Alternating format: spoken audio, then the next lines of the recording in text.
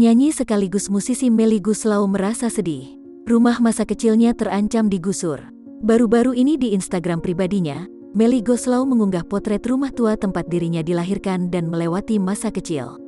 Melly mengunggah rumah dengan bahan dasar seng, batu bata hingga semen yang telah mengelupas dengan pagar yang terbuat dari kayu tepat berada di pinggir bantaran sungai.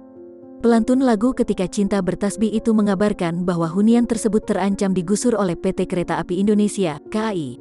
Ini rumah tempat saya dan keluarga saya dilahirkan. Sekarang tinggal bibi saya, adik bungsu mama almarhum, yang tinggal di sana. Kawan-kawan kecil saya masih ada di sana, tulis Melly, dikutip Tribun News Senin, tanggal 28 Juni tahun 2021.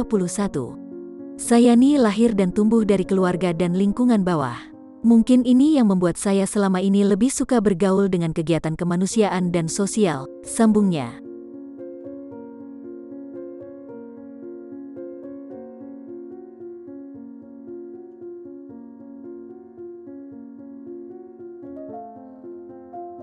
Melly membeberkan jika dirinya pernah hidup dengan keterbatasan ekonomi, hingga akhirnya bisa hidup seperti saat ini dengan hasil kerja kerasnya bertahun-tahun. Karena saya pernah berada di tempat yang sangat bawah. Apa yang saya miliki sekarang adalah hasil kerja keras bertahun-tahun, ungkapnya. Perihal rencana penggusuran, Melly Goeslaw mengaku bahwa ia siap berjuang untuk mendapatkan keadilan bagi keluarga dan masyarakat di sana demi mendapatkan keadilan. Sekarang mereka terancam penggusuran oleh PT KAI, saya akan berjuang semampu saya agar mereka mendapatkan kebijakan yang layak dan manusiawi.